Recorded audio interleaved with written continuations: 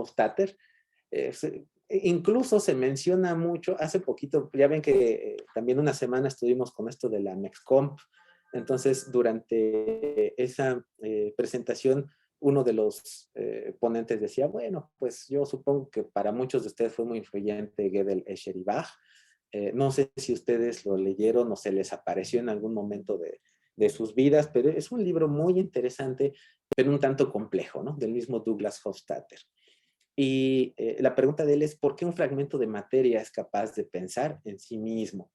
Y esta es la pregunta que más le interesa y que además va a estar relacionada justamente con estos temas de computabilidad.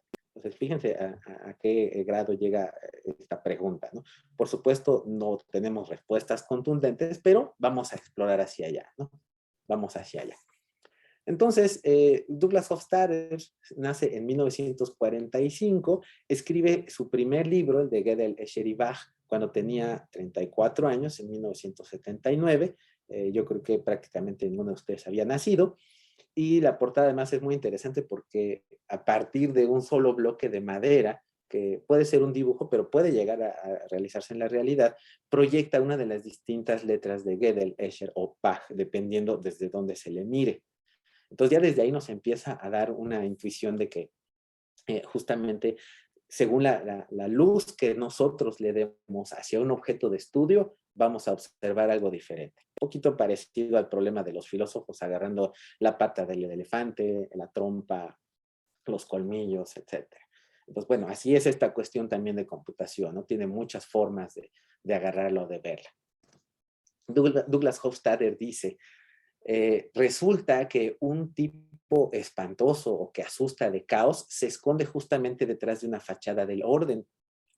Y aún más allá, muy profundamente dentro del caos, se esconde un tipo aún más asustante de orden. Y lo pueden ver ustedes, por ejemplo, en los fractales, ¿no? Si ustedes tienen un fractal, ay, no está aquí, bueno, es que antes tenía aquí un fractal de Lyapunov, ¿no? Donde se empiezan a generar unas imágenes tan bonitas, tanto que la voy a buscar por allí. Y son espacios que se hacen mediante una función que es muy sencilla. Es más, no sé si... No.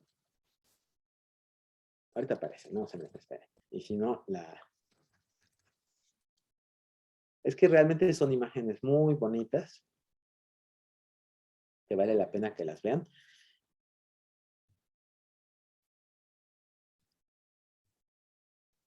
Vamos a compartir esta. Y lo interesante es que la función que genera este tipo de espacios es realmente muy simple. Tiene, claro, que ver con números complejos, pero es una formulita de dos argumentos que se reasignan iterativamente a otro. Y justamente aparece una actividad caótica aquí por cómo se ven en estas partes. O sea, son como que un sistema estable, podemos ver en esta parte de aquí abajo, que está estable, estable hasta cierto punto, y de repente los parámetros hacen que se desestabilice y que se generen un montón de cosas como estas que tenemos aquí, y que inclusive si pudiéramos hacer zoom infinita, bueno, que sí se puede, pero si tuviéramos un programa que nos dejara hacer zoom, veríamos patrones otra vez donde se repiten este tipo de cuestiones. Entonces, tiene la propiedad fractálica de repetición en algunas partes de sí mismo, que se incluye el todo en partes de sí mismo. Vean nada más qué espantoso, ¿no? El todo está incluido en algunas de sus partes. Y además, la parte de la estabilidad que de repente se rompe para dar lugar o dar pie a otras figuras. Entonces, esto se puede ver en un comportamiento caótico, pero detrás del cual hay un orden, porque es la formulita para obtener esto de Lyapunov es realmente muy sencilla. Por ahí tenemos algunos comentarios en el chat. Ahorita voy para allá. Entonces, bueno, este fue el espacio de Lyapunov, que más o menos nos ilustra eso. Estoy buscando la formulita, si viene por allí. Pero no, bueno, ahí está en otra presentación. Nos dicen en el chat.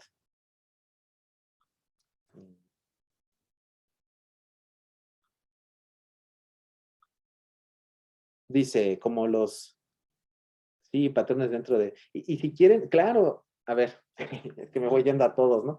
Dice Fernando Javier, un lenguaje para generar imágenes fractales, cool. Pues lenguaje no, pero pueden ustedes descargar Fractint. Sí, es una aplicación del año del caldo, pero todavía funciona y trae, no sé, cientos de fractales diferentes, ¿no? Desde el de Mandelbrot hasta estos de Lyapunov, y pueden explorar estos espacios de Lyapunov. Este Fractint fue creado por ahí de los 90, o sea, imagínense software prehistórico, pero la ventaja de hoy en día es que con la velocidad de las máquinas jala rapidísimo, ¿no? Entonces está muy padre. Justamente su poder de velocidad viene de que trabaja solo con enteros, Fractint, y aunque los enteros, o más bien los fractales, no están representados con enteros, ellos se las arreglan para hacer una representación numérica solo con enteros. Como no usaban en aquel entonces a los coprocesadores matemáticos, ya estoy hablando de prehistoria de las computadoras, cuando obviamente ni traían GPU, y para que jalaran rápido, haciendo operaciones muy rápidas, necesitaban un coprocesador matemático, ¿no? Entonces, tú tenías tu máquina con tu 8486 y le ponías un coprocesador matemático y wow, ¿no? De todo lo que era calculado con punto decimal. Bueno, entonces Fractint quitó esta parte, ¿no? De cálculo decimal. Entonces, échenle un ojito. Fractint todavía existe, lo pueden echar a andar y es muy padre para la exploración de todo eso.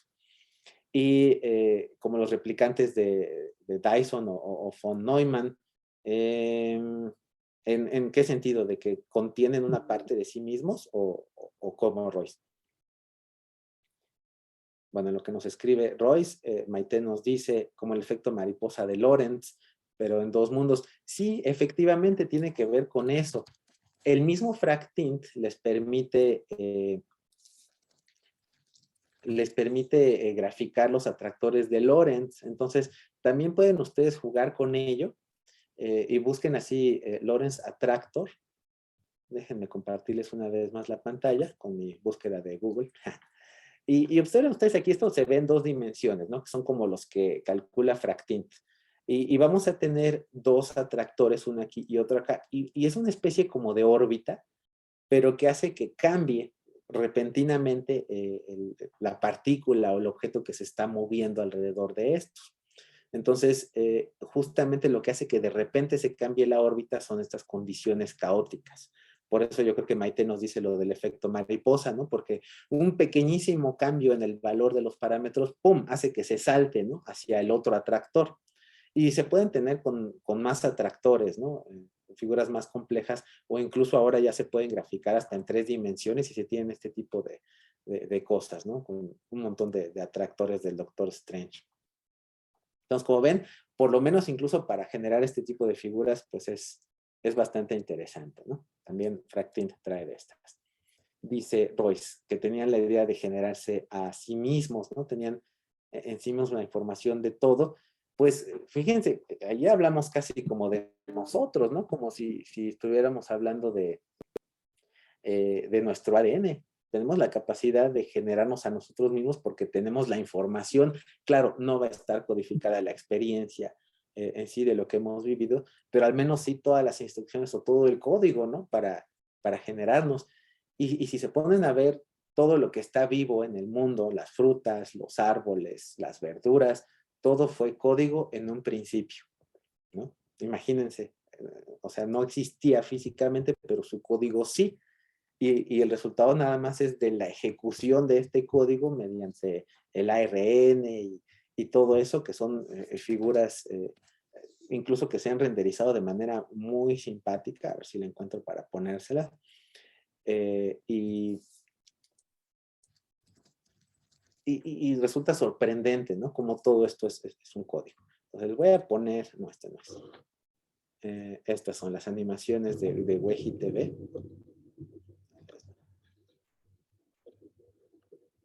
Donde pues empieza con una célula, ¿no? Y después están allí las, ahí se me fue, las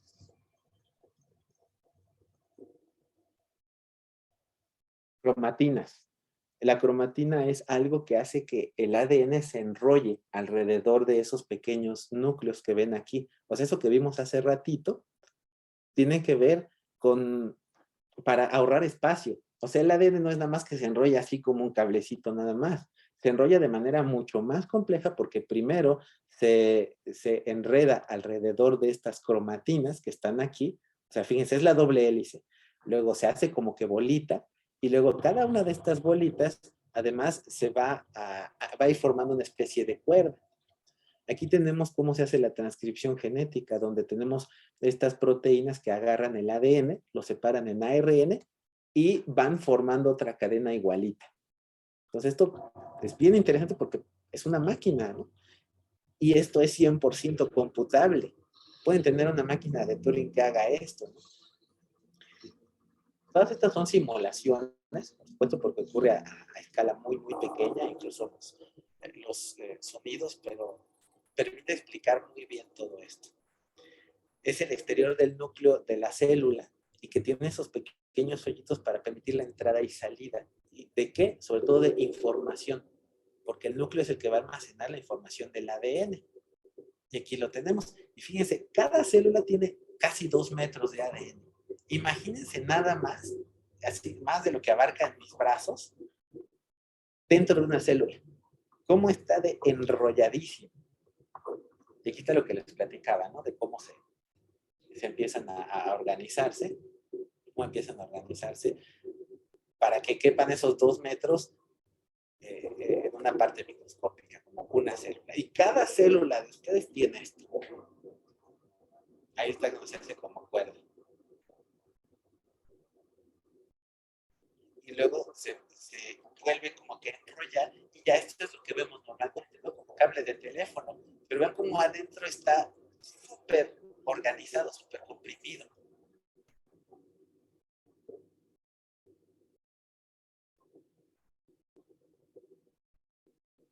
Y luego esto forma los cromosomas. Y esa imagen ya es de verdad. Esas ya son reales con microscopio.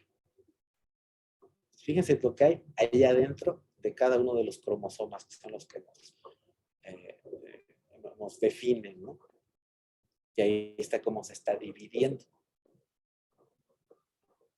Es una célula que está copiando todos sus cromosomas. Entonces, imagínense, esto ocurre rapidísimo. Toda la secuencia de reproducción está ocurriendo a tiempos fenomenales. Y justamente lo que les quería mostrar es aquí cómo va conectando y desconectando para ir ensamblando la copia. Son máquinas moleculares. Voy por un vaso de agua mientras los dejo con el video.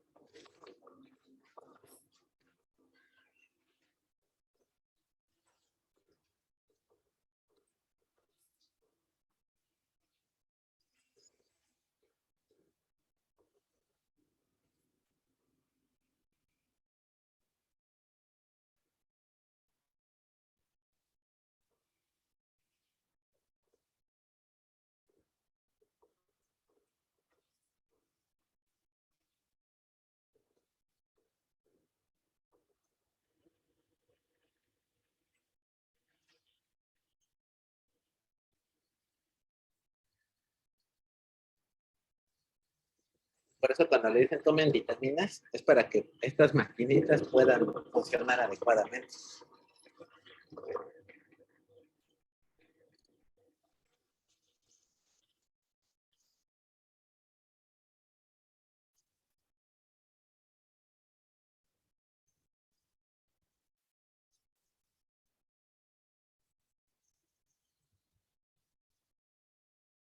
El RNA es como la mitad del ADN, porque justamente va a buscar su par para complementarse y formar el ADN completo. Y ese es casi a tiempo real, ¿no? Que rápidamente observen aquí los códigos, ¿no? Citosina, guanina, tiamina. Ah, bueno, el tiempo real es ese. Ahora sí. Este es el tiempo real.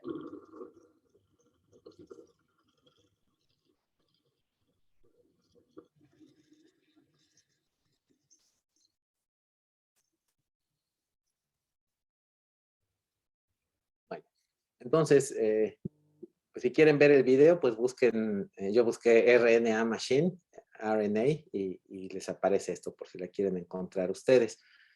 Y pues ya para que no se convierta en clase de biología. Pero como ven, está muy conectado, ¿no? Parecieran máquinas. No sé si salió en lo que me fui. Una maquinita que parecía que caminaba así con patitas. ¿Sí salió o no?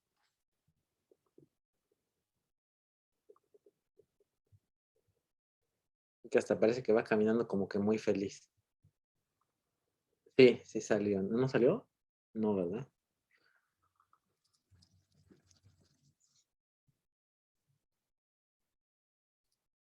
A ver si... Sí, dice Fernando que sí la ha visto. A ver si la podemos buscar. Y dice que ya me quedé sin conexión a internet. ¿Sí me ven? Mira con mucho estilo. Sí.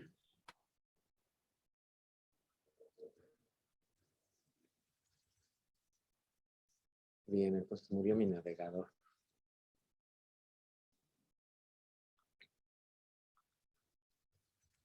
Ya. Más bien murió YouTube. Dice, está prohibido retransmitirlo, ¿no? Mientras vamos viendo las preguntas. Dice, oh, que doctor Chimar conoció a Lorenz. Fantástico, ¿no? Debe haber sido muy, muy interesante. Y quién sabe de qué hablarían, ¿no? De atractores o algo así. Le dio su consejo de vida. ¿Y qué le dijo?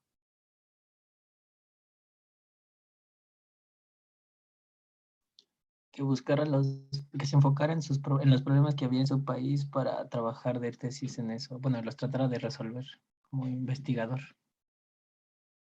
Sí, hay dos tipos de problemas, ¿no? Aquellos que ocurren en el presente y para los cuales ya hay soluciones, o más bien se trata de trabajar en las soluciones armando las cosas con el conocimiento que ya se tienen. Y eso es una investigación aplicada y que efectivamente puede resolver muchos problemas. Otro enfoque es trabajar en algo que llama la atención y que tal vez de alguna manera no tiene una aplicación directa, pero que en algún momento puede llegar a resolver un problema de manera inesperada. Y eso es investigación básica, la cual recientemente a veces no es tan valorada porque tarda muchos años en que tenga una aplicación inmediata, ¿no? Por ejemplo, la computación cuántica, pues cuando empezaron a estudiarla, no sabían si iban a llegar a poder implementar computadoras cuánticas como tal, ¿no? Pero empezaron a estudiar eso porque era interesante. Entonces, no siempre enfocarse solo en el problema hace que avance la ciencia o que ayude a la humanidad, ¿no? También preocuparse por ciertos problemas que aparentemente no son del todo prácticos o aplicables, digamos, en el tiempo de una tesis, ¿no? En 2 años a lo mejor no van a poder resolver algún problema de la humanidad, pero sí avanzar la ciencia para que en 10 años se retome parte de eso que se hizo y se pueda resolver algún problema. Ni uno es mejor que el otro, son dos enfoques, ¿no? Pero sí quiero hablar de que a veces la ciencia básica, que pareciera que no tiene una aplicación inmediata, también es muy útil e importante, justamente para lo que dice Argenis, ¿no? Por los problemas que pueden venir en un futuro y que incluso que no siempre son predecibles. No sabemos a veces qué problemas pudieran surgir en el futuro y a veces es necesario inventarlos. Y sí, digo inventar los problemas porque también con ciertas soluciones aparecen nuevos problemas, ¿no? Por ejemplo, el que se quejaba de que pues está solo porque su hijo se fue lejos, si no hubiera trenes no se hubiera ido lejos, ¿no? Pero le responden, sí, pero si no hubiera progreso, no habría teléfono y no podrías comunicarte con la gente que está distante, ¿no? O sea, no siempre todo el progreso es malo ni todo lo que se inventa es negativo.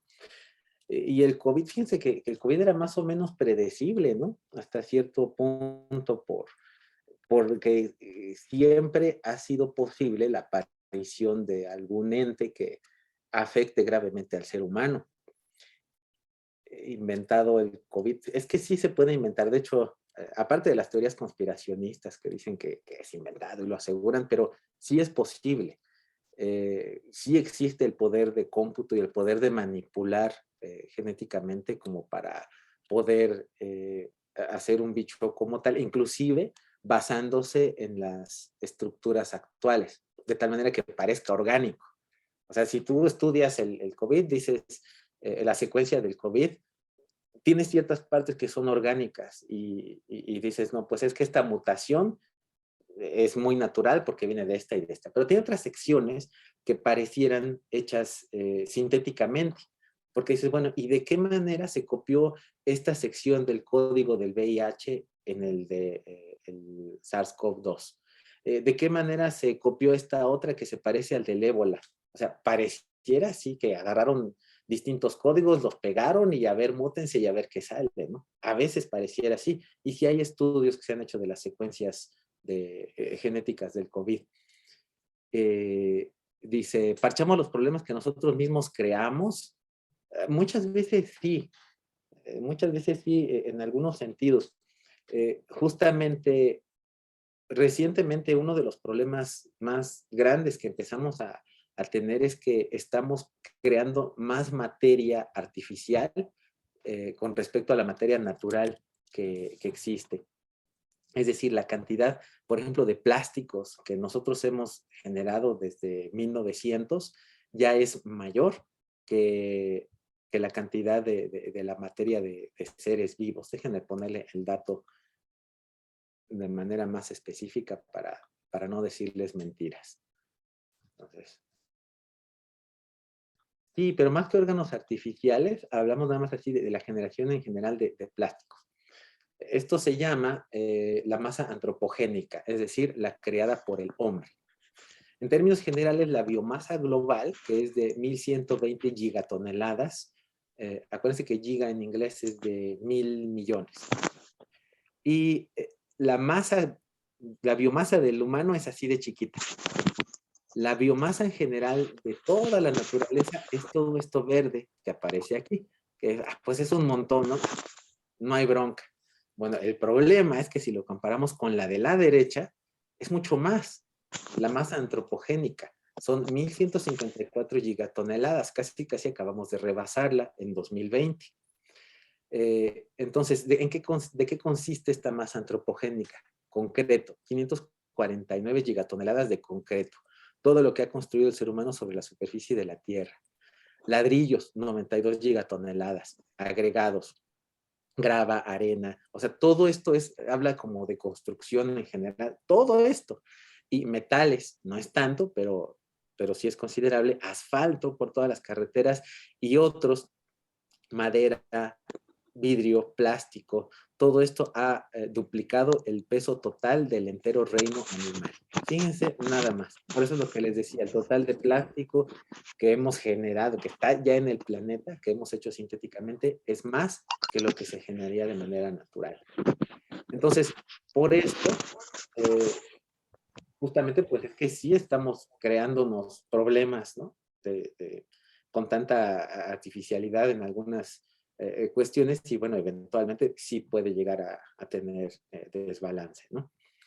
Lo predijo muy interesante lo del virus y muchos otros, ¿no? También Bill Gates, que hasta le dijeron que era su plan malévolo para dominar el mundo y todo, porque en alguna conferencia desde 2011 más o menos decía que teníamos que tener cuidado porque un virus como este que tenemos hoy en día podía llegar a dominar. Incluso sale una simulación de aquella presentación donde se empieza a propagar muy rápidamente.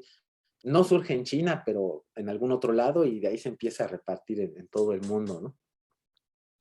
Todos los virus parecen máquinas hechas por humanos, su geometría y su forma de actuar.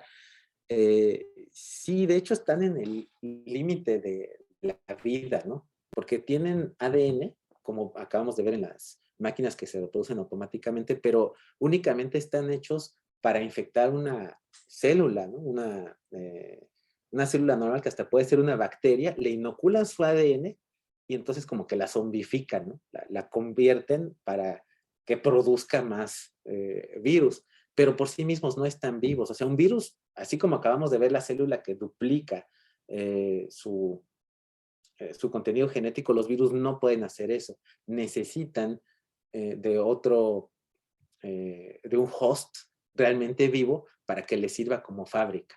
Un virus no tiene núcleo, un virus es mucho más chiquito con respecto al tamaño de una célula. O sea, imagínense, una célula del cuerpo humano se ve así y un virus se ve así, ¿no? Justamente de este tamaño.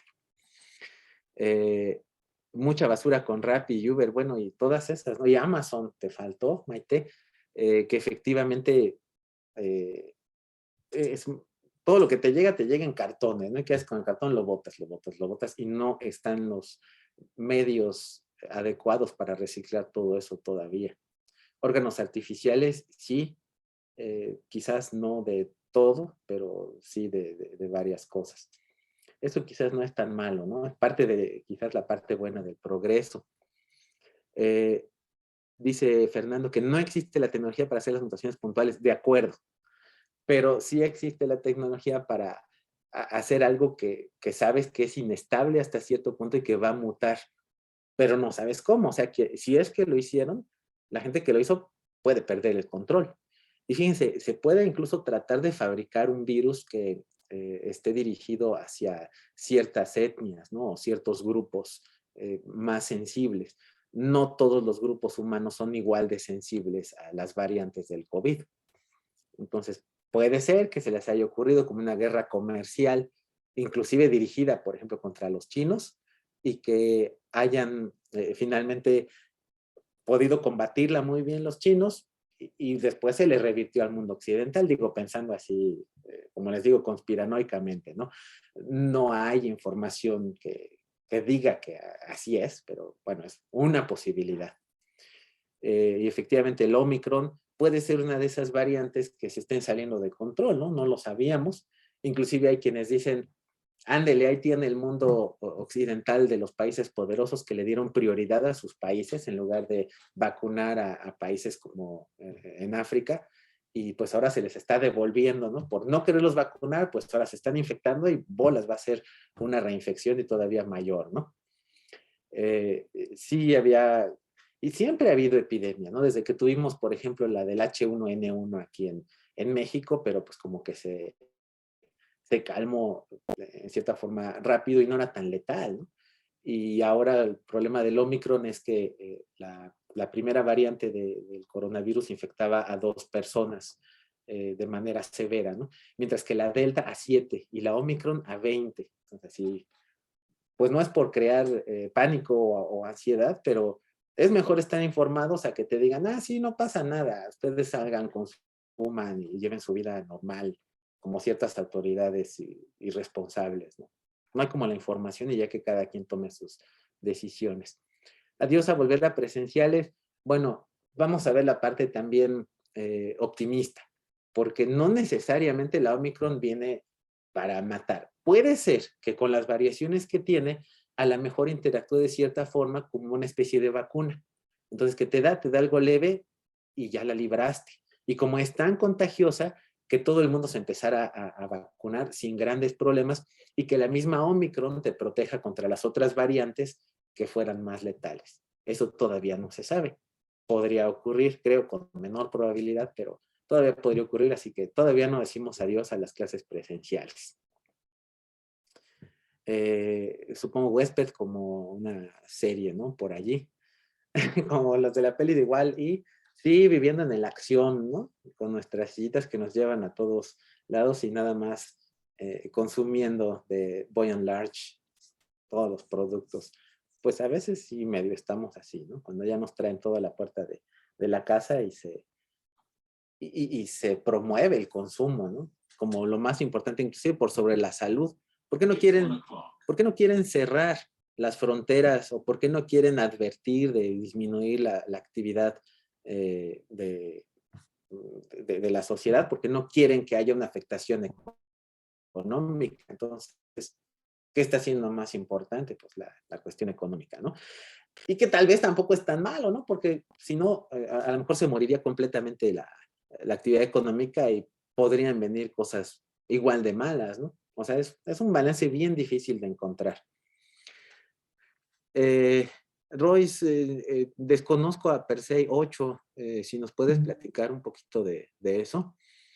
René creo que volvió a poner eso que no lo peleé hace rato sin querer, perdón. René, de los de si en el mundo de las ideas de Platón solo existen códigos. Bueno, pues vamos a salir bien Matrix aquí, ¿no? O sea, ¿qué te garantiza que no estás interactuando con puro código, con las cosas que te rodean? ¿Qué te puede decir de que la realidad existe o no si cuando estás dormido y estás soñando percibes todo casi tan real como cuando estás despierto? O lo dice Lao Tse de una manera muy poética, ¿no? Yo no sé si cuando duermo soy Lao Tse que sueña que es una mariposa, o si soy una mariposa que cuando sueña, sueña que es Lao Tse. Entonces, no podemos saber el tipo del mundo en el que nos encontramos porque estamos limitados a nuestras propias sensaciones, a nuestros propios sensores visuales, auditivos, y como sabemos, son engañables y son limitados. Hay muchas formas de onda por frecuencia que no vemos, hay muchas dimensiones que no podemos percibir, y ahí cabe prácticamente cualquier cosa, ¿no? Entonces, si llevamos un poquito al extremo eso, René, pues sí, casi, quizás no hablamos de código como tal, pero inclusive podemos hablar de energía. Solo existe energía y además sabemos que la energía se transforma en masa, así que eh, podemos vivir en un mundo únicamente hecho de energía, ¿no?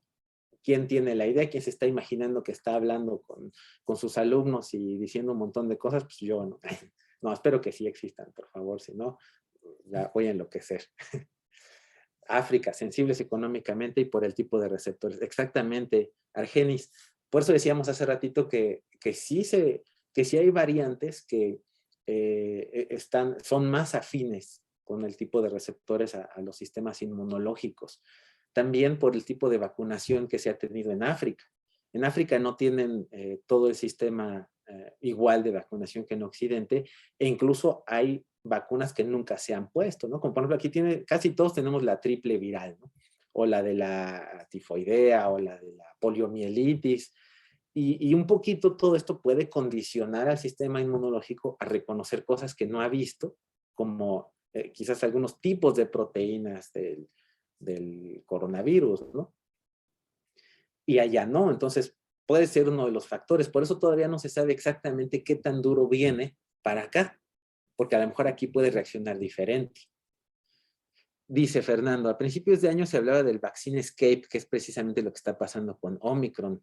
Exactamente, ¿no? Que nada garantizaba que con las vacunas que nos estuvieran poniendo la hubiéramos librado, ¿no?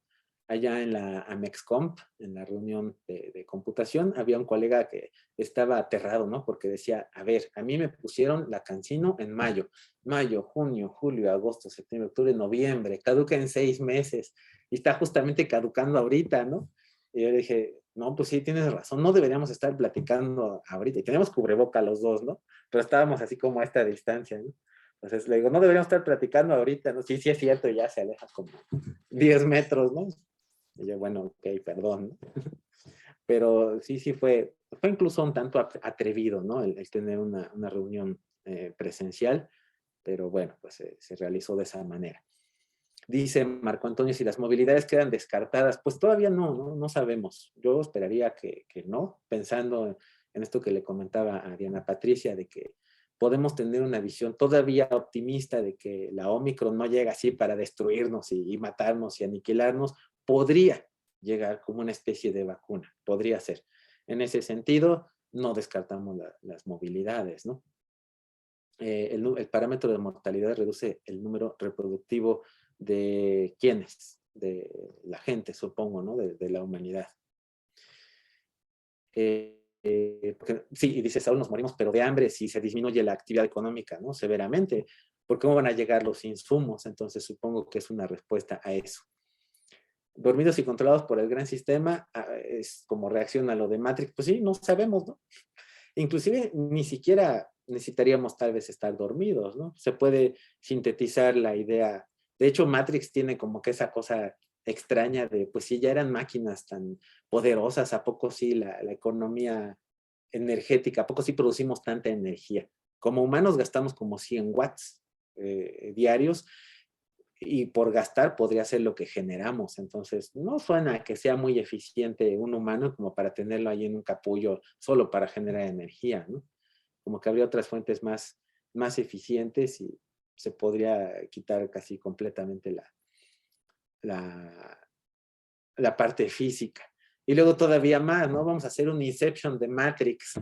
Vamos a hacer que el capullo donde están durmiendo es todavía otra Matrix más grande de una máquina que lo está imaginando como tal para engañar a las otras máquinas, ¿no? Bueno, eso ya está muy loco. La pentavalente, exactamente esa decía de la vacuna, Alberto. Fernando Cancino. Bueno, y esa información de que dura 6 meses, pues tampoco está confirmada. O sea, ¿qué supimos también finalmente de la Cancino? ¿No? Muy poco. Hasta la fecha no salieron informes de mortalidad. O sea, había por ahí una cifra que decía que 67% de efectividad, no lo sé. Yo me he enterado de gente que se ha puesto la Pfizer, la AstraZeneca, y que ha ido al hospital, incluso ya vacunados. Entonces, hay mucha falta de información ahí en ese sentido, ¿no? Sí, no, esperemos que no muera el amigo, ¿no? Como los pollitos de colores que los modificaron genéticamente, supongo, ¿no? Pobrecitos. Computadora, eso me gusta más, Fernando, sí, vamos a hacer el alterne de Matrix, ¿no? Tiene sentido que quizás ahí hubiera, o inclusive retomando esta parte de lo que veíamos, ¿no? De, de cómo usamos las proteínas, etcétera, si las máquinas necesitaban del mundo físico para sobrevivir, quizás habría elementos no presentes en el mundo físico, no sé, como agarramos a los búlgaros para hacer yogur, ¿no? Entonces, que así agarraran los humanos para transformar algo en otra cosa que finalmente no estaría disponible, ¿no? De otra manera más que con humanos. Eso como que tiene más sentido. Vamos a ver ahora con qué nos salen en Matrix 4 con el renovado Keanu Reeves. Bueno, se acabaron las preguntas, entonces vamos dice Maite. Se creó de la ausencia de... Sí, rarísimo, ¿no? De hecho, de la contracción, se cree que es de la contracción de una gran cantidad de materia y que finalmente explotó. Pero y de nuevo la pregunta, ¿y de dónde venía toda esa materia? ¿De dónde surge? Pues realmente no sabemos, ¿no? Como que es el inicio de todo. Que esa sería la creación inicial, ¿no? Del Big Bang, ya que decimos que no a Adán y Eva y mandamos a Darwin a la goma, entonces nos vamos al Big Bang y finalmente pues está más lejos, pero todavía es algo de lo cual no podemos pasar más allá. Incluso tiene que ver con la expansión del universo, ¿no? Se sabe que el universo se expande continuamente y por eso se cree, se especula que por la velocidad de expansión, dan de cuenta que explota y nosotros llegamos ya cuando está aquí, ¿no? Y vemos que sigue creciendo en todas direcciones. Entonces, nos hace pensar que en algún momento estuvo todo comprimido acá. Pero no sabemos si se va a continuar expandiendo infinitamente e inclusive no sabemos si el universo tiene límites. Podría ser también una especie de ilusión de infinito del universo si nos imaginamos dentro de un espacio toroidal. Un espacio toroidal es aquel donde nos vamos hacia la derecha, por ejemplo en la pantalla, ¿no? En 2 dimensiones. Nos vamos hacia la derecha y regresa el cursor por el lado izquierdo, ¿no?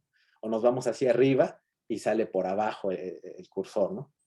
Ese es un espacio toroidal, que es como si fuera infinito, pero en realidad es nada más una parte, ¿no? Pero si vemos hacia allá, pareciera que es infinito. Puede ser que el universo tenga esa forma, pero todo eso también es especulación. ¿Por qué da miedo todo eso? Pues yo creo que por la incertidumbre y la dificultad de tomar el infinito, ¿no? Creo que no tenemos la capacidad o no vivimos en ese mundo infinito y nada más es una parte de imaginación. Lo más cercano que podemos tener hacia el infinito es cuando nos sentamos en un baño, ¿no? Y vemos hacia los 2 espejos. Es más, creo que en la presentación había una imagen similar, o no sé si la quité, donde es una especie como de, sí, ahí está, y justamente es del libro de Hofstadter, ¿no? Es una especie de atisbar el infinito, donde se empieza a reflejar una imagen del otro lado, etcétera. Y pues ahí trata como de sacarle la foto, pero finalmente pues está limitado, ¿no? Allí por por la resolución de la fotografía y también por llega un momento en que las ondas de luz llegarían a ser tan pequeñas que se detienen, ¿no? O sea, ni siquiera llega al infinito. Dice,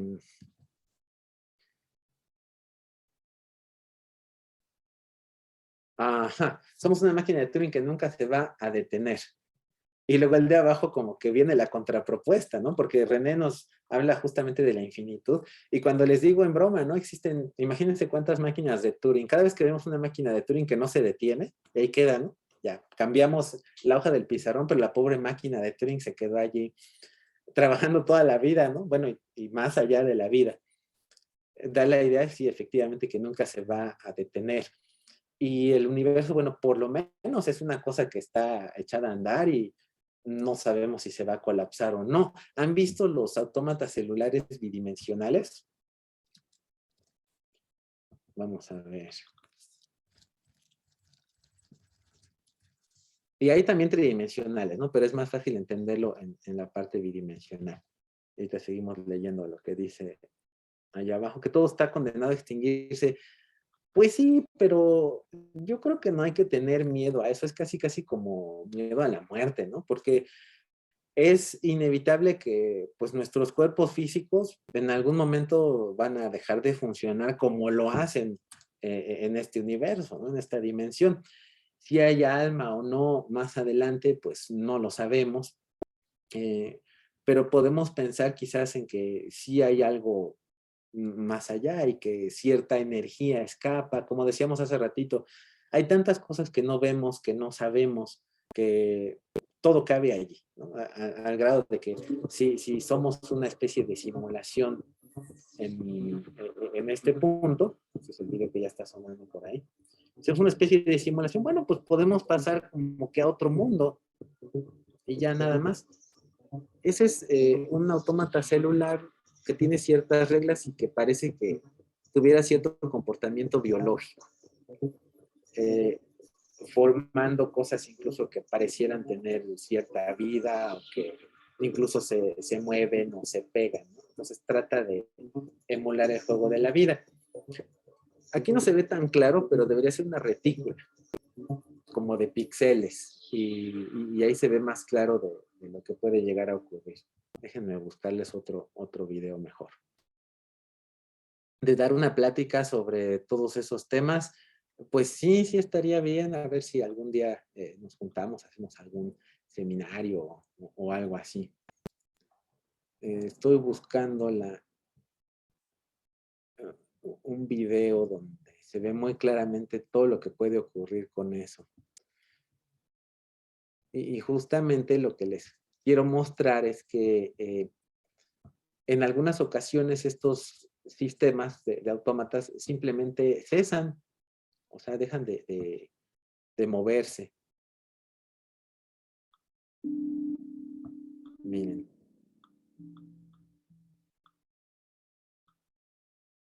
Ahí empezamos como con ruido. Esa parte es muy interesante porque así, en el principio fue el caos. No había ningún orden. Y en ese no orden, mediante ciertas reglas muy simples, empiezan a surgir cosas, que son las que están allí. Cada celda que está aquí está interactuando con sus vecinos. Y la regla de interacción es muy sencilla, ¿no? Prácticamente si tu vecino tiene cierto valor y tu vecino tiene cierto valor, así con cada uno de los 8, tú adquiere este valor. Y con ello se forman estos patrones bastante interesantes que estamos viendo aquí. Pareciera una especie de emergencia o de algo que surge a partir del caos. Y luego empiezan a surgir patrones como este de aquí en medio. Y que se empiezan a replicar en otros lados. No ha cambiado la regla, ¿eh?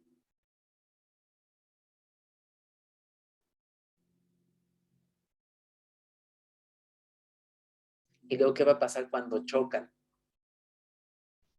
Y fíjense, esto nos hace pensar un poco como en interacción de especies. Imagínense que en un principio teníamos este tipo de especie y que empieza a ser dominado por esta otra. y al rato todo empieza a ser dominado por esta única especie. Y todavía hay terrenos vírgenes como este de acá, que se mantienen aislados por alguna razón. ¿Qué va a pasar cuando llegue esta nueva especie? O sea, se lo come, ¿no? Y ya, ahí se quedó, alcanzó un estado estable. Un reset y empezamos con otras reglas diferentes para ver cómo se ve o qué es lo que ocurre. Y así se la pueden ustedes pasar jugando con estos autómatas celulares bidimensionales, con reglas muy, muy sencillas. Para tener una idea de qué tan sencillas son estas reglas, ustedes pueden buscar nada más así autómata celular y buscar este tipo de... híjole, sale un montón de cosas simpaticonas, pueden ver. Como que también le llaman el juego de la vida. Entonces, fíjense, esto está siendo generado también por una regla muy simple. Este es un autómata celular unidimensional. ¿Por qué unidimensional? Porque la única que se está considerando es el siguiente renglón con base en el de abajo. Y luego aquí abajo ya lo están convirtiendo a un autómata celular bidimensional. Y ya se empiezan a ver cosas así más extrañas o simpaticonas, ¿no? Lo interesante de esto, como con los fractales, como decíamos hace ratito, es que las reglas son muy sencillas, al grado de poner un vector, como puede ser hasta de 8 bits. Si quieren, después hacemos algo de código de esto para que lo puedan ustedes revisar o jugar con él. Y todo esto surge, o se los quería poner, porque en algún momento, como vimos hace rato, el sistema puede llegar a alcanzar una convergencia, un estado estable y quedarse ahí forever. Pero en otros, simplemente se acaba, se anula, se ponen todos a cero. Y justamente es imposible saber, y justamente ese es el tipo de cosas que no son computables, si el sistema se va a anular o no a priori. Fíjense qué buen ejemplo de computabilidad nos acaba de salir. Si el sistema se va a anular o no, o qué es lo que va a pasar, no se puede saber hasta que se ejecute el sistema y se anule o no se anule. Entonces, no podemos crear una máquina que nos diga si cuando tú le pones otra máquina, se va a detener o no se va a detener. Eso es lo no computable.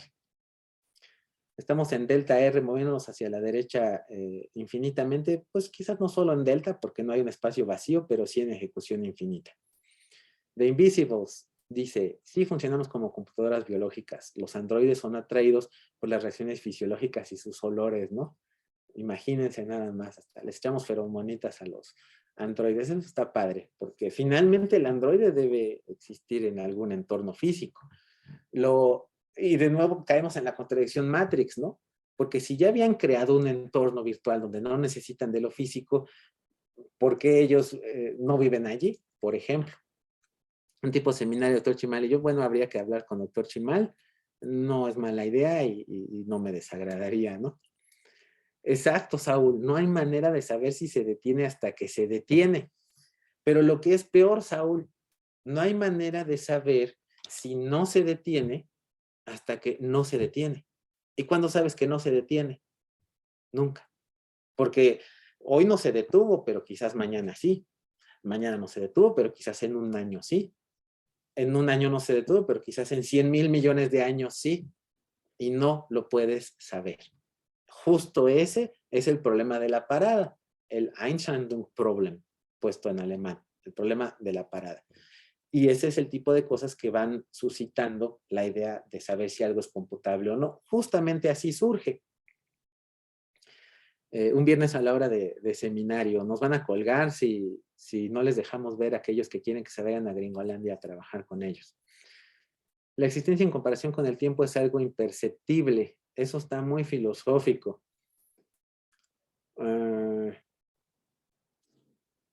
Pues sí, incluso al mismo tiempo, si no hubiera cerebros, no parecería que no existe, ¿no? Porque si percibimos el tiempo es porque tenemos memoria. Y si no hubiera memoria, no habría percepción del tiempo.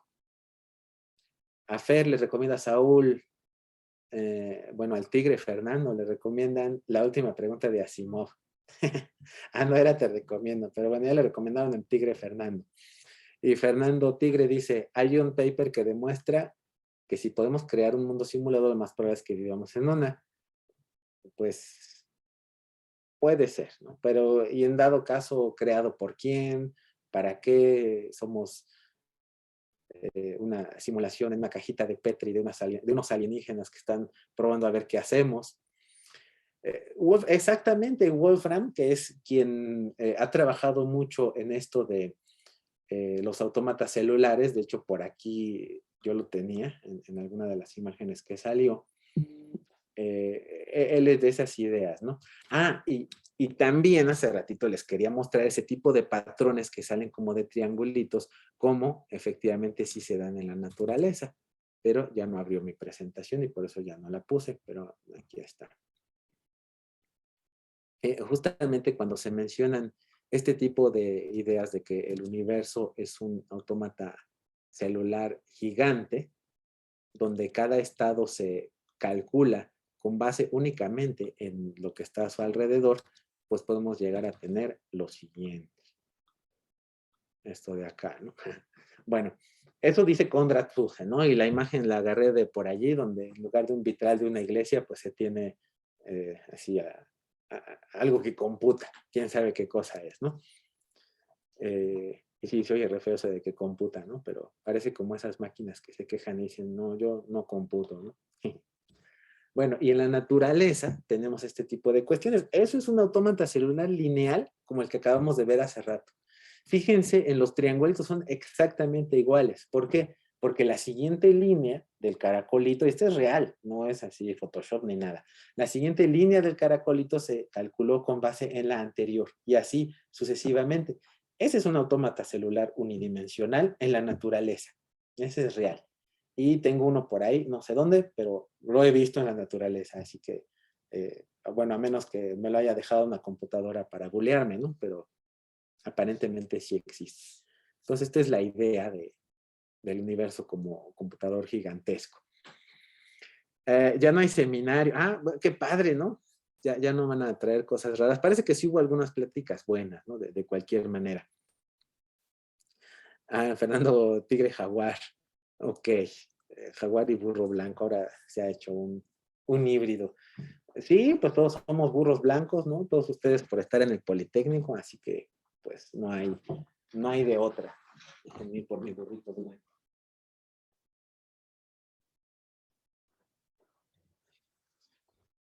Aquí está para que no haya duda de que somos burros blancos. Bueno, nos saluda el burrito.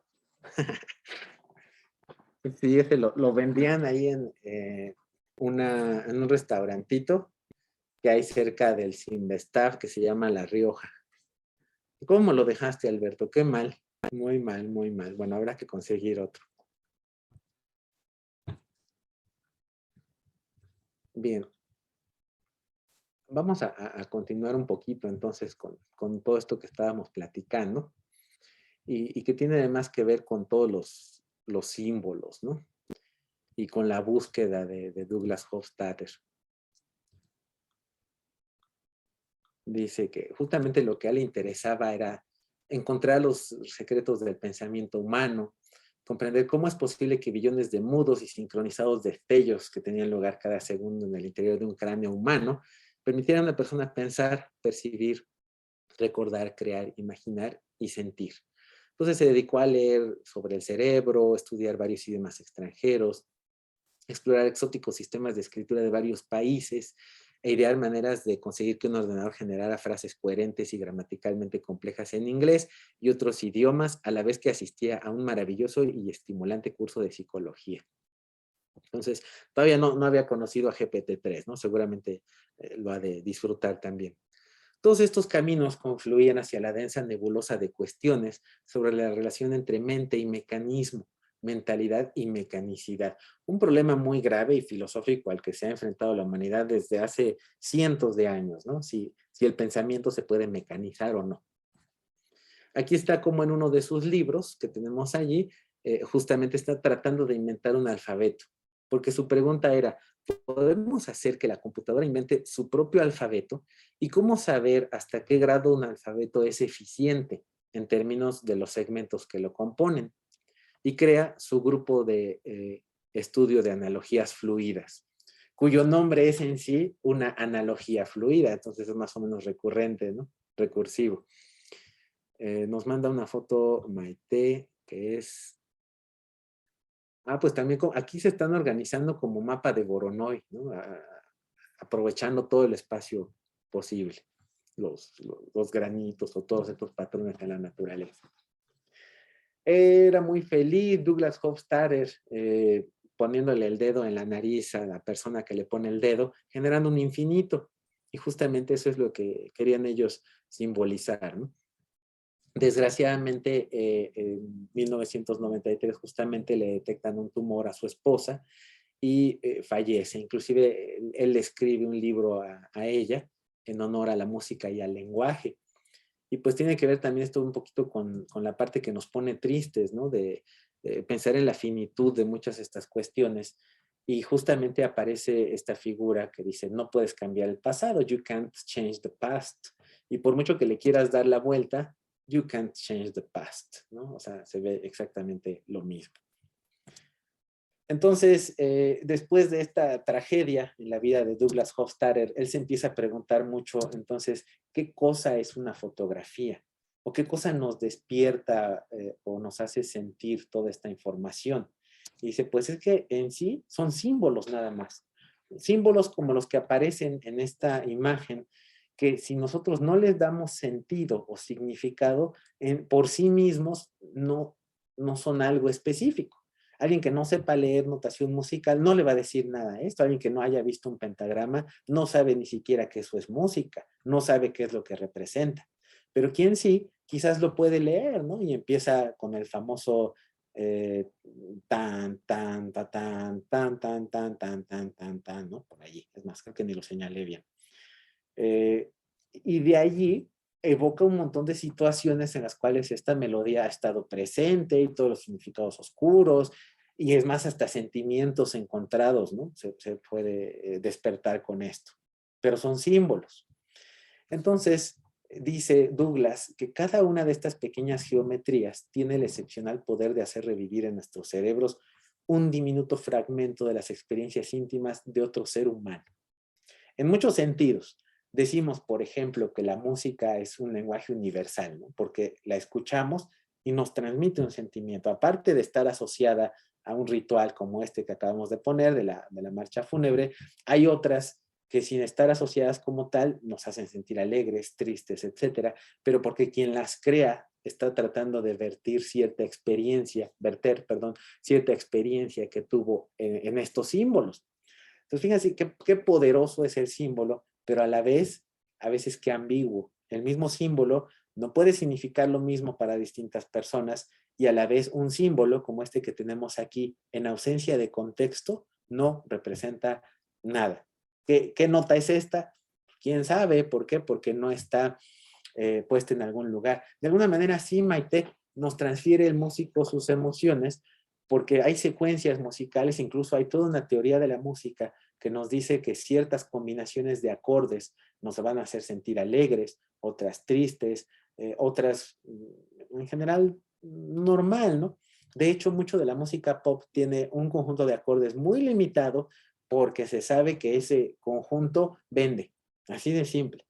La gran mayoría de la música pop está diseñada para que venda, no para aportar algo nuevo al arte, etcétera, sino para que se venda, ¿no? Desgraciadamente así es. Y por eso a veces decimos, ay, es que mucho de la música pop suena igual, ¿no? Entonces, la idea original sí es transmitir ciertas emociones. Y por eso también Douglas empieza a citar a Bach, ¿no? Porque Bach hace muchos juegos, incluso matemáticos, dentro de la música. Para despertar ciertas estructuras mentales. Además, o sea, eso que dicen de que los niños índigo deben escuchar a Mozart y se les despiertan ciertas habilidades industriales, no, ciertas habilidades mentales de algún modo, tiene algo de cierto, ¿no? No como tal de que solo los niños índigos, sino en general cualquiera que aprecie esas estructuras empieza a estructurar su cerebro para reconocerlas y después trasladarlas, así como cuando dicen una red neuronal hace transferencia de conocimiento, que es un nombre muy exagerado, pero sí se puede hacer una transferencia de estructuras, de algo que se reconoce visualmente, a reconocerlo en otro tipo de patrones como lingüísticos o incluso auditivos. Entonces, entre más rica sea la música que se escucha, mayor será la riqueza también de las estructuras mentales que se posean para entender otros fenómenos, ¿no? Sí, sí es cierto, Argenis. Como tal, así de que diga, ay, me va a gustar el concierto número 2 de Rachmaninoff, no. Pero sí, como decía yo, ciertas estructuras, y como está en formación el oído, el sistema nervioso, sí, a partir de cierta etapa, tal vez a los 3 meses todavía no tenga tan formado el sistema nervioso, auditivo, etcétera, pero por ejemplo de 6 a 9 meses ya algo escucha, ya algo percibe. Entonces, sí es conveniente que escuche, sobre todo en las últimas fases del desarrollo, ¿no? Y nos dice Maite, la madre transfiere al bebé incluso sus miedos y ansiedades, inclusive a veces en forma de químicos, ¿no? Adrenalina, ponte una madre que está nerviosa todo el tiempo, el bebé está conectado, si la madre tiene adrenalina en su cuerpo, parte de ella va a fluir en el feto en formación, entonces sí le da cierta formación física, ¿no? De sus nervios. Leer matemáticas, sí, por ahí había incluso un meme, ¿no? Uno que estaba leyendo un libro de Java con sus hijos, y decían educación o abuso infantil, ¿no? Pues tanto como leer, no, porque fíjense, el nivel de abstracción que tienen las matemáticas y el de la música. Inclusive, si tú le quieres enseñar matemáticas a un niño de 3, 5 años, no las va a agarrar porque todavía no tiene las estructuras necesarias.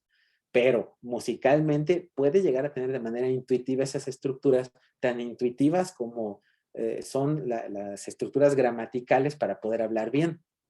Entonces, las matemáticas ya descansan sobre un sistema estructural muy bien definido que en teoría no se desarrolla completo antes de los 8 o 9 años, sobre todo la capacidad de abstracción, y eso lo dice Piaget. Entonces, no hagan sufrir a los bebés de ningún tipo con matemáticas antes de cierta edad, pero sí juegos matemáticos, por ejemplo, conjuntos. Teoría de conjuntos sí la van a entender, como decir, tan fácil como agrupar objetos por acá, agrupar objetos por acá, y empezar a tratar, por ejemplo, hacer unión o cosas así, ¿no? Ouch, pobres elefantes. Eso está muy simpático. ¿Qué es ZF? Zero Force.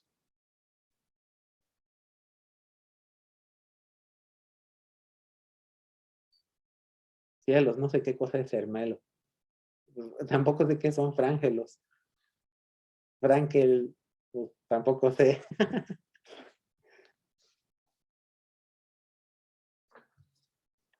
Bueno, en lo que nos contestan Fernando y Diana, aquí nos pone un diagrama Douglas Hofstadter que habla de que hay niveles de conciencia desde los átomos hasta los hermanos adultos normales. Ah, Sermelo Frankel. Ok, gracias Fernando, y a ver si ahorita nos contesta Diana. Entonces se habla de que átomos, virus, como tal, no tienen ninguna conciencia. También habría que definir qué cosa es conciencia, ¿no? Pero quizás el saber que tú estás en un entorno y saber diferenciarte de este entorno. Como tal, un microbio tiene que saber, aunque sea de manera muy primitiva, pues que hay una capa que lo rodea y que afuera hay otras cosas y que debe interactuar con este entorno, como una célula, como la que veíamos hace rato. Los ácaros ya empiezan a poder caminar por el entorno y de ahí los mosquitos saben que pueden volar, etcétera. Dicen que los mosquitos pueden volar sin hacer ruido y por eso cuando prendemos la luz ya no se sabe dónde está. La apagamos y porque alguna vez leí, no sé si es cierto, que están haciendo ruido los mosquitos para ver si no se despierta su víctima y que si está bien dormido entonces picarlo y por eso hasta te pasan por el oído, ¿no? Dice Diana que sí es verdad, que apenas lo vi en una noticia que aparece en un estudio publicado en Science. Yo creo que más que una decisión consciente del elefante, tal vez es una evolución darwiniana, ¿no? O sea, si están matando a todos los que tienen colmillos, pues se van a reproducir los que no tienen colmillos.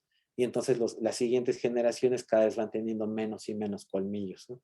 Sí, a Science casi estoy seguro que sí. La pueden accesar a través de Conricit o a través de una IP del Politécnico. Por epigenética, sí, por justamente, ¿no? La parte evolutiva. Bien, y siguiendo con la cuestión de conciencia, conforme se va teniendo más y más conciencia, el humano adulto normal tendría plena conciencia. Es más, arriba quizás podemos pensar en otro tipo de conciencias, pero las desconocemos. Y los humanos adultos normales tendrían la conciencia, sobre todo, de que cuando mueven su mano, es su mano, y que además con ella pueden ocasionar un cambio en el entorno, en el medio ambiente. Ya se conoce la causa-efecto y se sabe hasta qué grado se pueden llegar a causar ciertos efectos. Esta sería una definición de conciencia útil quizás desde el punto de vista computacional, más allá de conciencia más metafísica o de otro tipo de cuestiones que tienen que ver con alma, etcétera. No nos metemos con eso, únicamente conciencia de la propia existencia y de la capacidad que tenemos para modificarla.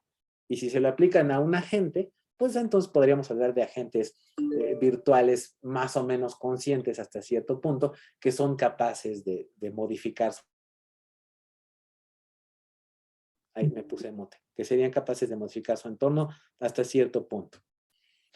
Entonces, ¿qué cosa es una estructura cerebral? Se pregunta Douglas Hofstadter. Y dice, bueno, podemos verla desde distintos enfoques, desde irnos hasta de qué están conformados como células, con aminoácidos, neurotransmisores, ADN y ARN, sinapsis, dendritas, pero esta parte tan física o química no nos habla tanto de las neuronas, de los conjuntos neuronales hebbianos que aprenden conjuntamente, de columnas de la corteza visual, del área 19. Vean cómo vamos abstrayendo más las funciones de esto que tenemos acá. Mucho en la construcción a bloques que solemos ir haciendo, ¿no? Hasta finalmente llegar a ver los conceptos igual con este punto de vista multidimensional y preguntarnos qué cosa es un perro como tal, cuál sería su concepto, cómo se asocia perro con ladrido, muy seguramente con estructuras hebbianas, qué cosas son los archivos de objetos, sí, yo dije, o los marcos de representación, como propone Marvin Minsky, cómo se organiza la memoria, como propone Roger Schank. Fíjense, nada más de estas cositas mencionadas aquí en esta sola lámina, podemos llevar un curso, nada más de todo esto, ¿no? La memoria a largo plazo y la memoria a corto plazo, etcétera. Todo este tipo de cuestiones que están mencionadas aquí, inclusive el ego, el yo y el superyo, como propone Sigmund Freud, la gramática, etcétera, es una estructura superior a lo que tenemos anteriormente. O sea, de lo que nos está hablando Douglas Hofstadter es justamente que las estructuras cerebrales pueden verse desde los químicos o la parte biológica más baja de la que están constituidos hasta los nódulos o grupos de células que tienen una función específica o cuestiones todavía más complejas como las que tenemos aquí, que incluso pueden llegar a ser modelos no completamente comprobados. Por ejemplo, si tú dices, ¿dónde está el superyo en el cerebro? Según Freud, pues no vas a abrir un cerebro y ver ahí al superyo, ¿no? Pero sí es un modelo que te va a permitir modelar el comportamiento de muchas personas, porque puedes decir, ah, bueno, pues su superyo es punitivo y lo regaña cada vez que no hace algo bien, etcétera. Y es un modelo útil para el comportamiento que finalmente se puede reflejar de cierta manera. ¿O dónde está la gramática en el cerebro? Híjole, este tipo de preguntas, fíjense, y se fue lejísimos Hofstadter, ya tiene que ver con estructuras mucho más abstractas, estructuras incluso descubiertas por el mismo cerebro. Entonces, nos dice Hofstadter, ok, no hay que perdernos entre las ramas. Es como una especie entre la analogía de libro y contenido. Una cosa es el libro, que nosotros lo podemos ver por fuera, y esas serían las estructuras neuronales, la forma en la que interactúan, pero eso no nos va a hablar de ninguna manera del contenido del libro. o es como una analogía entre el corazón y el cerebro, ¿no? El corazón es una bomba y podemos pensar así como el corazón es una máquina, el cerebro como una máquina de pensar, ¿no? Quizás en términos computacionales nos es útil pensar que sí es una especie de máquina muy compleja, aunque claro, habrá siempre quien argumente que no se le puede reducir como tal a una máquina, pero también habría que ver qué cosa es una máquina, ¿no? Si ya dijimos que el universo es una máquina o puede ser una máquina, porque el cerebro no, o sea, no es peyorativo ni demeritativo el llamarle máquina al cerebro, simplemente es una forma de estudiarlo. Entonces dice Hofstadter, aguas con perdernos en las hojas si queremos entender el bosque. Y aquí hace una doble analogía entre hojas de los libros, ¿no? Y hojas de árboles y del bosque, del conjunto en general de todas estas abstracciones que quiere hacer. Y dice ahí, vamos mejor a fluir. Entonces, nos preguntamos si puede pensar el papel higiénico, ¿no? Una pregunta así atrevida y chusca. Y justamente podemos pensar en una máquina de Turing que se anota en un papel higiénico, ¿no? La próxima vez que vayan al baño se van a acordar de teoría de la computación y van a ver que cada uno de los cuadritos lo pueden ver como una celda. Y si ustedes llevan cierta tinta, pues pueden poner algún símbolo, borrarlo, recorrer el papel a la izquierda, a la derecha, ¿no? Y justamente esta es una forma chusca de decir que las máquinas de Turing pueden ser construidas con cualquier tipo de material. Ya decíamos esta, que por ahí, no sé si Alberto o alguien la quería comprar, entonces, pues vara, ¿no? Se la vendemos baratita para la colección.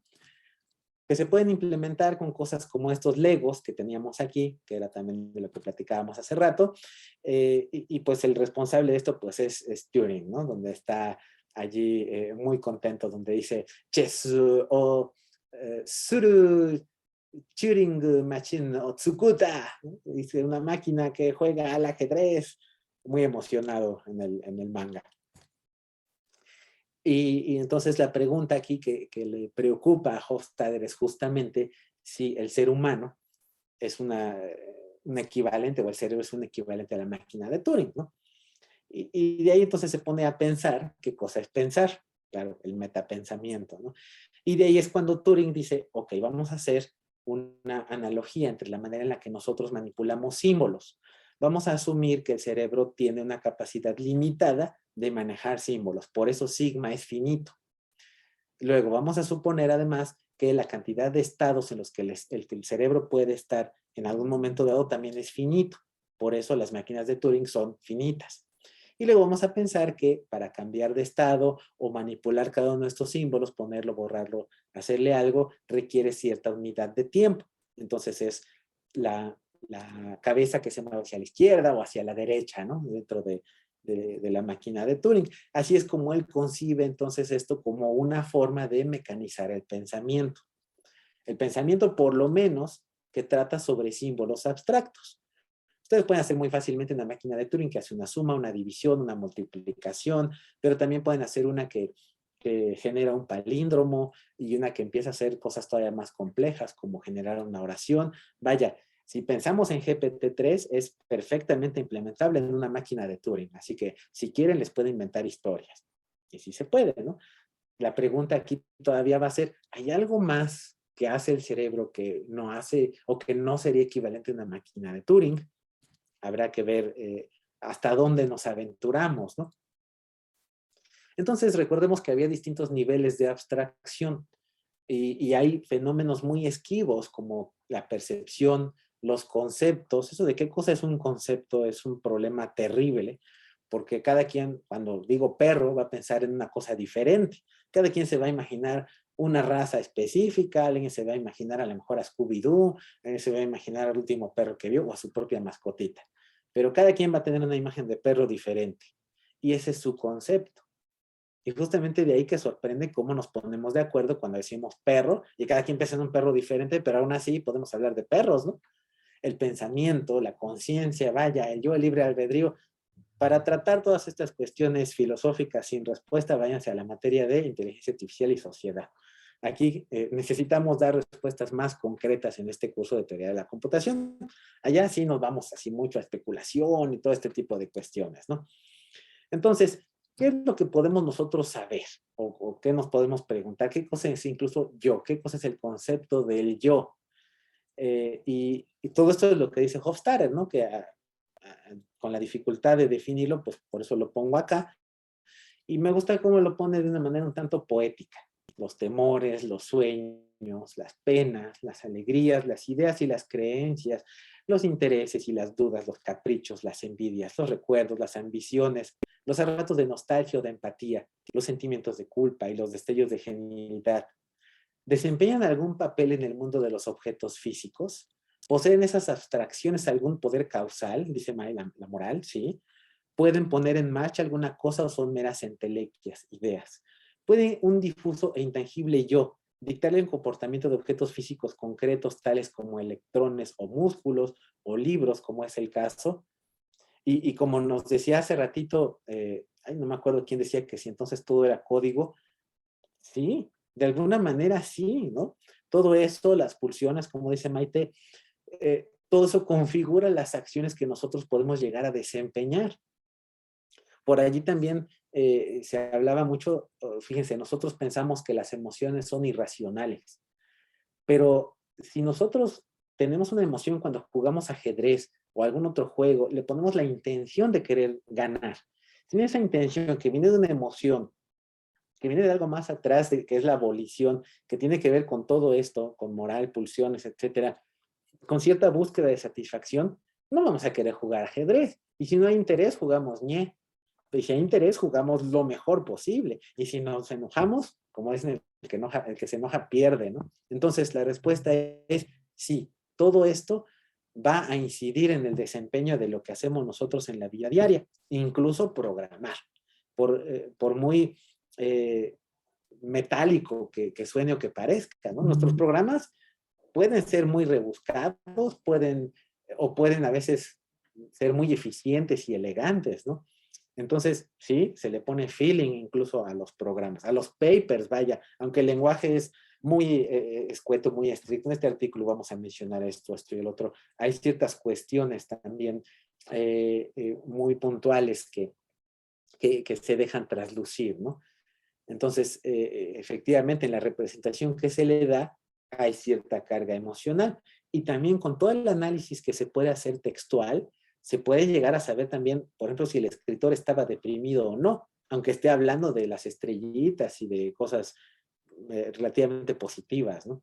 Bueno, entonces nos dice aquí este estudio que se hace de la neurona de Jennifer Aniston, que hay conceptos que sí se encuentran codificados en una neurona en particular.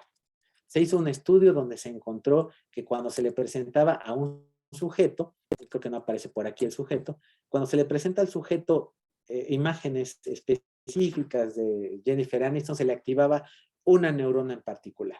¿Cómo lo hicieron?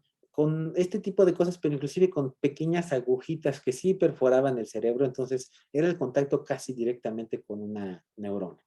Si les interesa más este tema, pueden ustedes leer ahí la referencia que aparece en esta parte de abajo, si no después la copiamos. Y también pueden leer este libro que tiene que ver con cómo se representan las cosas en el cerebro humano. Pero bien, en los 10 minutos que me quedan, quiero seguir, me voy a saltar un poquito toda esta porque quiero regresar un poquito a la parte de Turing y la parte simbólica para que nos quedemos con esto. Y resaltando además de que el cerebro puede pensar en sí mismo, que es como una especie de botella de Klein, que sería el equivalente tridimensional a la cinta de Moebius. Aquí lo que tenemos es algo bidimensional, aunque esté en un mundo de 3 dimensiones. Aunque no parezca, la botella de Klein no tiene interior y exterior, es una sola cosa, así como la cinta de Moebius no tiene 2 lados, sino un solo lado. Y pareciera además que la botella de Klein está como haciendo, pensando en sí misma, ¿no? Entonces es primero una maravilla, algo que podemos hacer de pensar el cerebro que piensa en sí mismo. ¿Y por qué entonces entramos a los bucles? Porque justamente este tipo de cosas son las que quería evitar, como vimos hace ratito en el inicio de esta conversación, las autodefiniciones, como el conjunto de todos los conjuntos que no se contienen a sí mismos, ¿no? que no era posible entender el cerebro, no, como tal así puesto así, no, sino más bien él se sorprende de cómo el cerebro es un órgano que trata de entenderse a sí mismo. Pero el cerebro no está aislado, el cerebro es producto también de todo el cuerpo y de toda una sociedad y de un montón de otras cosas. Eh, no demuestra nada en este sentido Douglas, únicamente vamos ahorita con menciones de su estudio, de su objeto de estudio.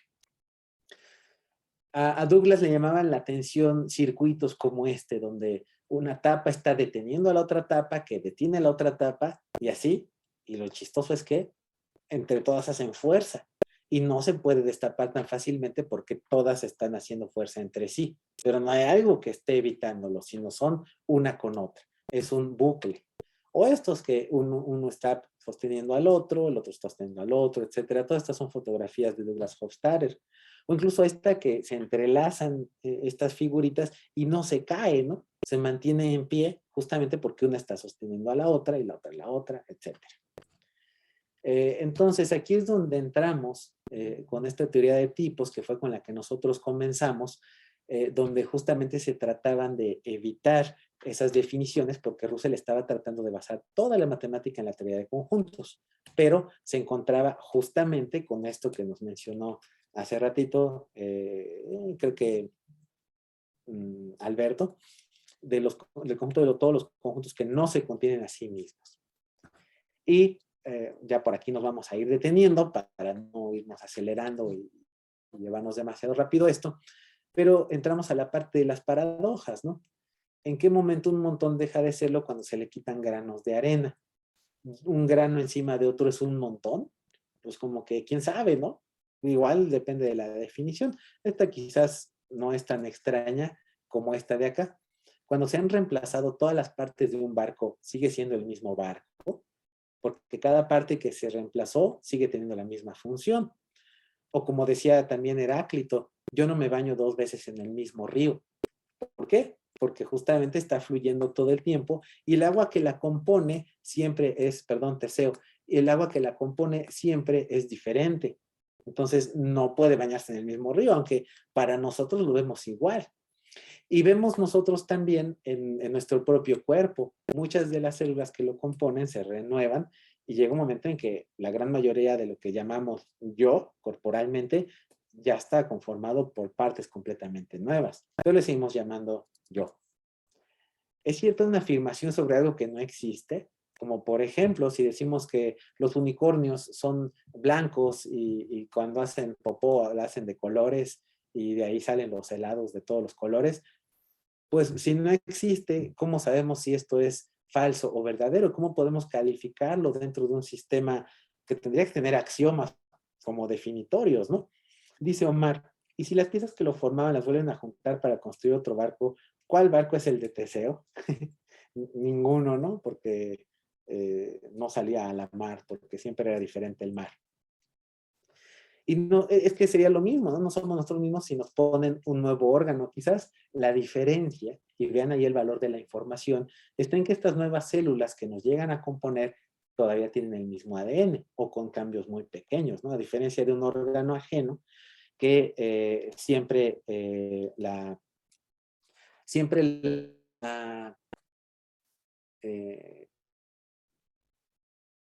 la información que está contenida en las células es prácticamente la misma, ¿no? Bien, entonces va a depender mucho la definición.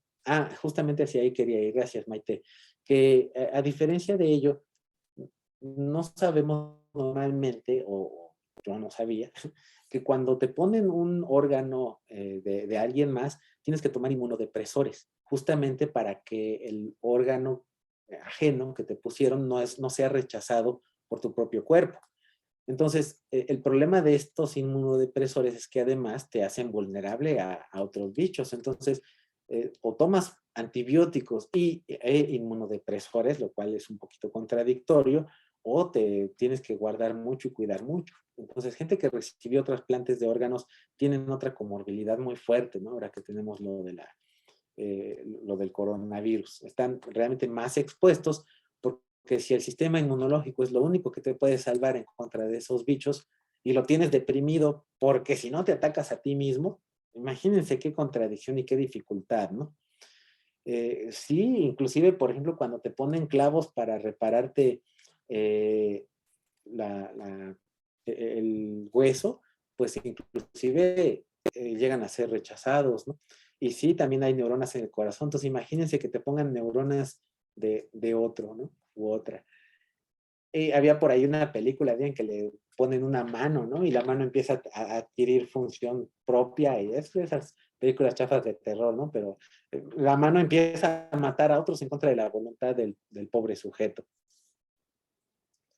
Y algunos dicen que tras el trasplante tienen memorias de otra persona, pues puede ser hasta cierto grado, sí, físico, ¿no? O sea, sí hay cosas que se almacenan de manera distribuida en el cuerpo, quizás no tan específicamente como decir, ahora recuerdo cuando era chico y jugaba con este juguete y yo nunca lo vi. No creo que a ese grado, pero sí ciertas tal vez habilidades mecánicas, ¿no? También en el estómago hay neuronas. Exacto, no se sabe qué tanta plasticidad tengan como para almacenar cuestiones de memoria, pero sí, por ejemplo, un estómago tiene memoria tanto en el sentido neuronal como también en la flora que contiene, ¿no? Entonces, cuando dicen piensas con el estómago, hay algo de cierto también. Por eso cuando se hace el reduccionismo de que solo pensamos con el cerebro, no es tan simple, ¿no? Y cuando queremos nada más emular el comportamiento del cerebro, ignorando el resto del cuerpo, también tenemos problemas cuando queremos generar una entidad artificial. Y sí, por eso lo afecta mucho, ¿no? Los nervios, la gastritis nerviosa, la colitis, y el primero con el que se desquita es con el estómago, ¿no? Así que coman bien, duerman bien, pero hagan todas sus tareas. Ahí está la contradicción, ¿no? Y bueno, finalmente ya para ir cerrando estas paradojas, el último dice, todo nombre que designa un objeto puede convertirse a su vez en objeto de un nuevo nombre que designe su sentido.